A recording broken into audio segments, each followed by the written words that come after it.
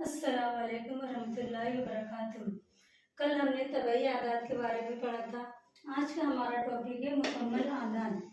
मुकम्मल आदात को अंग्रेजी में कहते हैं होल नंबर और हिंदी में कहते हैं पूर्ण संख्या। मुकम्मल आदात कुदरती आदात के शुरू में सिफर लगा देने से वो मुकम्मल आदात बन जाता है। यानी कुदरती आदात की शुरुआत 1 से होती है और मुकम्मल आदात की शुरुआत 0 से होती है, 0 या सिफर से होती है। मिसाल के तौर पर 0, 1, 2, 3, 4, 5। कल हमने तबई आदात के बारे में पढ़ा था।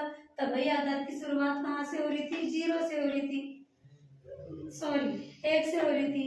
और मुकम्मल आदात की शुरुआत कहाँ से होगी? सिफर से होगी। और रही बात उसे खत्म होने की, तो गिनती कभी खत्म नहीं होती, तो इसलिए उसको काय से दर्शाएंगे हम? लाम हेतु से। इसको हिंदी में बोलते हैं अनंत, और इसका उर्दू में दूसरा नाम है लामुतनाही। तो इसको हम काय से दर्शाएंगे? लामुतनाही या लाम हेतु से। अस्सलाम वालेकुम वरहमतुल्लाहि वबरकातुहू।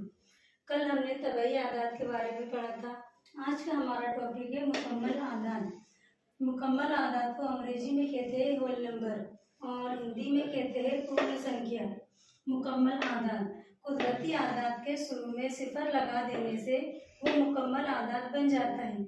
यानी कुदरती आदात की शुरुआत 1 से होती है और मुकम्मल आदात की शुरुआत 0 से होती है, 0 या सिफर से होती है। मिसाल के तौर पर 0, 1, 2, 3, 4, 5। कल हमने तबई आदात के बारे में पढ़ा था। तबई आदात की शुरुआत कहाँ से हो रही थी? 0 से हो रही थी, 1 से हो रही थी। और मुकम्मल आदात की शुरुआत कहाँ से होगी? सिफर से होगी।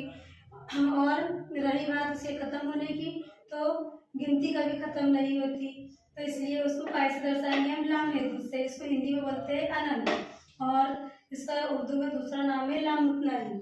तो इसको हम काय से दर्शाएंगे? लामुतनाही या लाम हेतु से।